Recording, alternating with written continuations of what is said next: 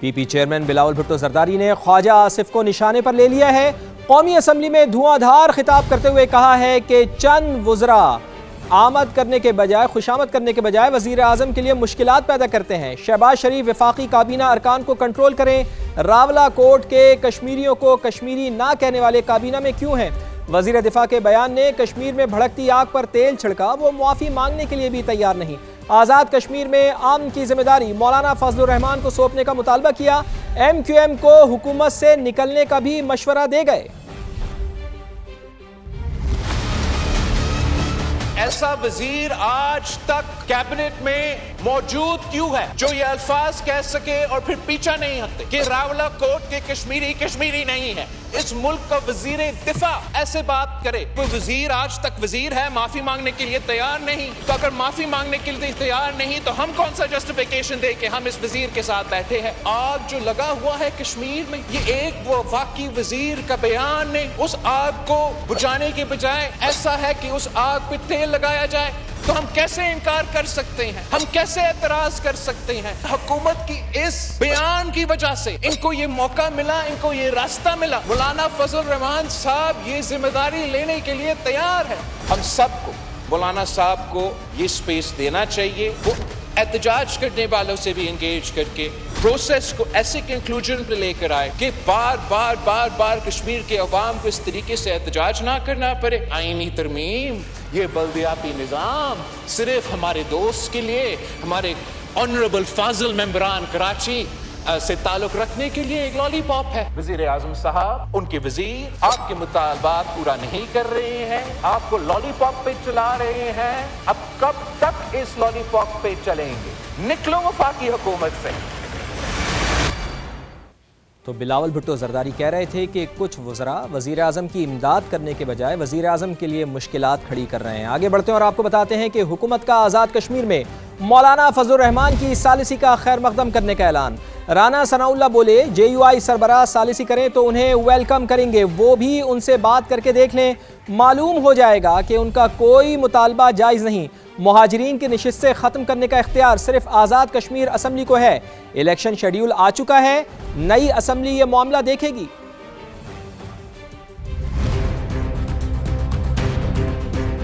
انہوں نے ایک مطالبہ یہ پیش کیا کہ جو مہاجرین کی جو 12 سیٹیں ہیں ان کو ختم کر دیا جائے۔ اگر ان کو ختم کیا جائے یا مہاجرین کو ان کے حق رائے دہی سے محروم کیا جائے تو پھر تو یہ تحریک جو ہے اس کا جو ہے وہ پھر ایک بنیادی مقصد جو ہے اس سے انحراف ہو جاتا ہے۔ راولہ کوٹ میں وہ جو ہے وہ دھرنا دے کے بیٹھے ہیں۔ حضرت مولانا نے جس جذبے کے تحت بات کی ہے اور جس طرح سے انہوں نے یہ فرمایا کہ اس معاملے میں انہیں جو ہے وہ ثالثی کے متعلق کہا گیا ہے، بالکل حضرت مولانا اس بارے میں جو بھی معاملہ کریں گے اس معاملے کو حکومت جو ہے وہ ویلکم کرے گی۔ وزیر اعظم میاں محمد شہباز شریف اور مولانا فضل الرحمان کی تخلیہ کی باتوں کی ایوان میں گونج۔ دلچسپ مکالمہ ہوا۔ جے یو آئی سربراہ نے کہا مجھے خط لکھ کر ثالثی کی درخواست کی گئی، وزیر اعظم سے تنہائی میں بھی گفتگو ہوئی، اجازت دیتا ہوں وہ یہ باتیں ایوان کو بتا دیں۔ وزیر اعظم کا راز کی باتیں بتانے سے انکار، کہا مولانا صاحب سے تخلیہ میں جو باتیں ہوئیں وہ قیامت تک کسی سے ڈسکس نہیں کروں گا۔ مولانا فضل الرحمان نے بتایا کہ عوامی ایکشن کمیٹی نے رابطہ کیا، ان کے مطالبات ہمارے پاس ہیں، حکومتی ہٹ دھرمی پر برقرار رہی تو میں ثالثی نہیں کرا سکتا۔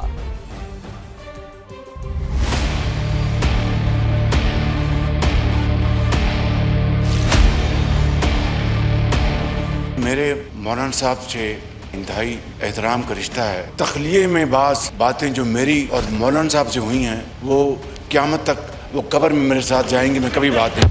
پرائم منسٹر صاحب نے جس محبت کا اظہار کیا ہے میں اس محبت کو ویلکم کہتا ہوں، اور انہوں نے مجھ سے اگر کوئی تنہائی میں ویسی بات کی ہے میں ان کو اجازت دیتا ہوں وہ ایوان کے سامنے کھل کر بیٹھیں۔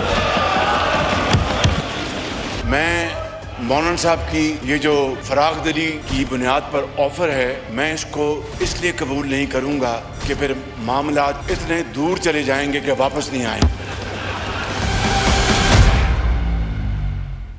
استحکام پاکستان پارٹی کے صدر عبدالعلیم خان اور پیپلز پارٹی کے چیئرمین بلاول بھٹو زرداری کی ملاقات، خوشگوار جملوں کا تبادلہ ہوا۔ گلگت بلتستان میں حکومت سازی سمیت مختلف امور پر گفتگو ہوئی، آئندہ بھی ساتھ چلنے پر اتفاق کیا گیا۔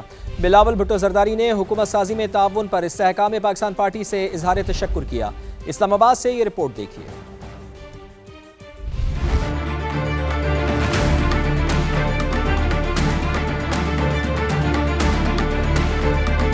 گلگت بلتستان میں حکومت سازی پر چیئرمین پیپلز پارٹی بلاول بھٹو زرداری اور صدر استحکام پاکستان پارٹی عبدالعلیم خان کی پارلیمنٹ ہاؤس میں اہم بیٹھک، جی پی کے عوام کی مل کر خدمت کرنے اور مستقبل میں بھی ساتھ چلنے پر اتفاق کیا گیا۔ ملاقات میں بلاول بھٹو زرداری اور عبدالعلیم خان کے درمیان خوشگوار جملوں کا تبادلہ ہوا۔ چیئرمین پیپلز پارٹی بلاول بھٹو زرداری نے میڈیا سے گفتگو کرتے ہوئے گلگت بلتستان میں حکومت سازی کے لیے ساتھ دینے پر استحکام پاکستان پارٹی کا شکریہ ادا کیا۔ ہم گلگت بلتستان کے عوام کے شکر گزار ہیں جنہوں نے پاکستان پیپلز پارٹی کو مینڈیٹ دیا۔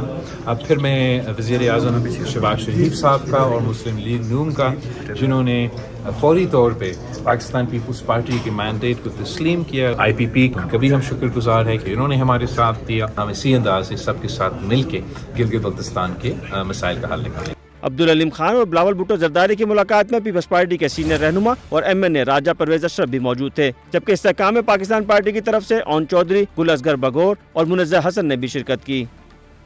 قومی اسمبلی میں پاکستان پیپلز پارٹی رہنما راجہ پرویز اشرف اور وزیر دفاع خواجہ آصف آمنے سامنے۔ جیال رہنما کا کہنا تھا کہ خواجہ آصف نے راولہ کوٹ کے لوگوں سے متعلق غلط بات کی، انہیں کشمیری نہ ماننا کشمیریوں کی توہین ہے، ایسے الفاظ قابل قبول نہیں۔ وزیر دفاع بولے، میں نے تو کشمیریوں کی قربانیوں کی بات کی ہے، اپنے بیان پر قائم ہوں، برتھ سرٹیفکیٹ سے کوئی کشمیری نہیں بن جاتا، ہم نے کشمیر پر دشمن سے 5 جنگیں لڑی ہیں اور نتیجہ یہ ہے کہ آج پاکستان کو گالیاں دی جا رہی ہیں۔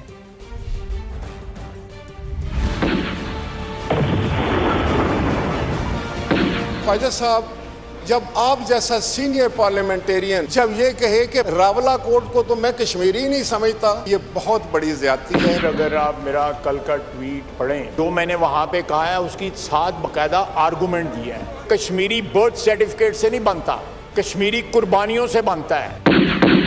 ایک محبت تھا، ایک عشق کا رشتہ تھا اور ہے انشاءاللہ تعالی اور ہمیشہ رہے گا کشمیر کے ساتھ ہمارا۔ جب یہ وہ کہیں کہ بلوچستان سے لاشیں جو ہے وہ ان کی واپس آ جاتی ہیں، کشمیر سے ان کی لاشیں بھی واپس نہیں جائیں گی، تو پھر جو میں نے جواب دیا ہے بالکل بفٹنگ جواب دیا ہے، بالکل اس کے اوپر جو ہے کوئی جو ہے ندامت نہیں ہے۔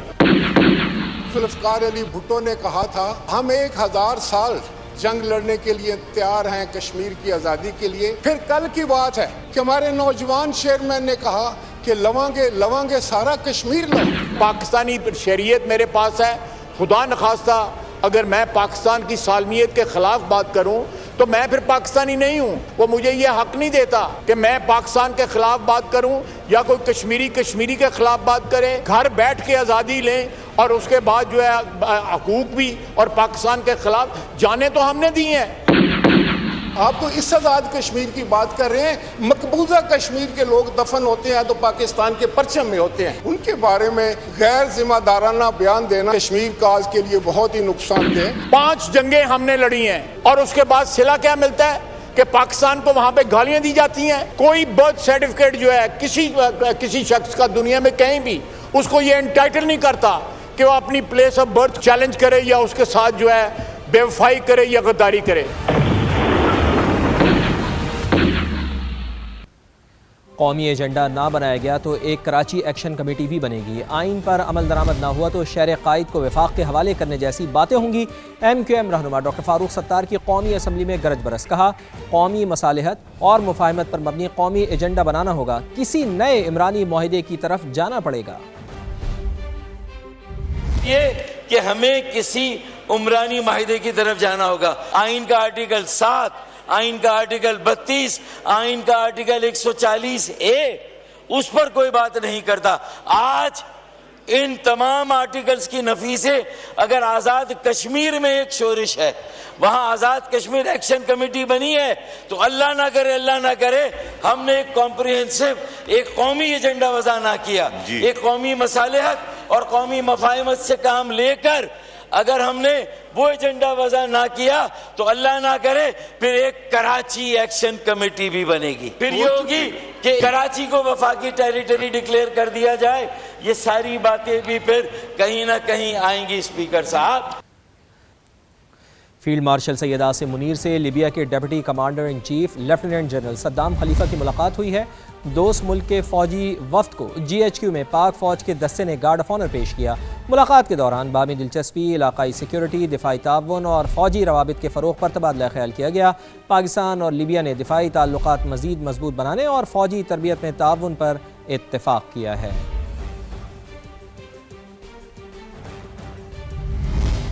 امریکہ کی جانب سے ایران کو کوئی رقم نہیں دی گئی، منجمد فنڈز بھی ریلیز نہیں کیے گئے. صدر ڈونلڈ ٹرمپ کا سوشل میڈیا پر بیان، کہا غلط معلومات فراہم کی گئی تو مذاکرات معطل کر دیے جائیں گے. تہران نے آگاہ کیا ہے کہ وہ بحری جہازوں سے کوئی ٹیکس وصول نہیں کر رہا. امریکہ ایران کے کچھ ایسے فنڈز استعمال کرے گا جو ہمارے کنٹرول میں ہیں. اس سے امریکی کسانوں سے مکئی، گندم اور دیگر زرعی اجناس خرید کر ایران بھیجی جائیں گی. ہمیں معلوم ہے کہ ان کو خوراک کی اشد ضرورت ہے. فاکس نیوز سے گفتگو میں کہا امریکی جوہری معائنہ کار ایرانی ایٹمی تنصیبات کے معائنے کے لیے IAEA کے ساتھ شامل ہوں گے. تہران نے جوہری معائنہ کاروں کو ملک میں داخلے کی اجازت دینے پر رضامندی ظاہر کی ہے. امریکہ کو جوہری معائنہ کاروں کو ایران بھیجنے کی کوئی جلدی نہیں ہے.